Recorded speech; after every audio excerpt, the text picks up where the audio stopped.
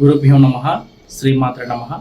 నా పేరు శ్రీ కె అయ్యప్పరాజు, శ్రీ కరుమారి అమ్మన్ జ్యోతిష్ నిలయం, దిల్షేక్ నగర్, హైదరాబాదు మరియు చెన్నై తిరువేర్కాడు.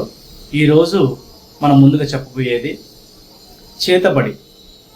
చేతబడి బాణామతి చల్లంగి అనేది ఒక వ్యక్తి ఎదగకూడదు, ఒక వ్యక్తి ఆరోగ్యం నశించాలి, ఒక వ్యక్తికి మనశ్శాంతి ఉండకూడదు, భార్యాభర్తలు విడిపోవడం లాంటిది ఇలాగా చేస్తుంటారు. దీనిని మనం గమనించడానికి కొన్ని విధానాలు ఉంటాయి.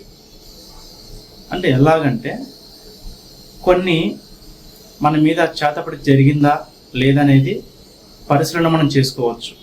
అది ఎలాగంటే అమావాస్య రోజున రాత్రి 12 గంటలకి వారి పేరు మీద ఒక నల్లటి వస్త్రము, అలాగే తెల్లటి వస్త్రము, అలాగే ఎరుపు వస్త్రము, ఈ 3 వస్త్రాలు తీసుకొని నవధాన్యాలు వేసి 9 రకాల నవధాన్యాలు, 9 నిమ్మ పండ్లు, 9 ఆకులు, 9 ఒక్కలు, ఇలాగా వాళ్ళ బ్లడ్ చేతి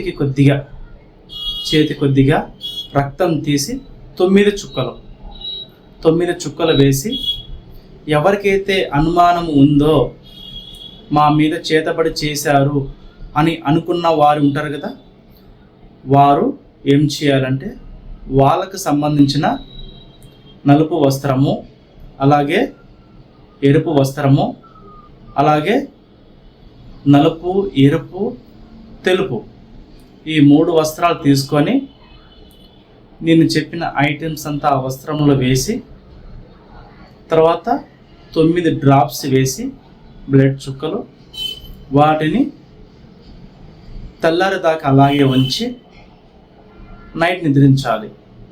నైట్ నిద్రించిన తర్వాత వారికి ఒంట్లో చేతబడి జరిగినప్పుడు ఆ రోజంతా వాళ్ళకి కొన్ని సిమ్టమ్స్ తెలుస్తుంటాయి.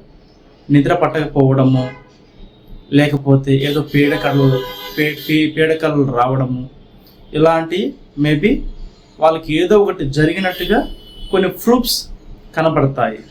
అప్పుడు వాళ్ళు డిసైడ్ చేసుకోవచ్చు ఏదో జరిగింది అని అనేదానికన్నా జరిగింది అనేది దీనికి ఎవిడెన్స్ అనేది మనకు తెలుస్తుంది.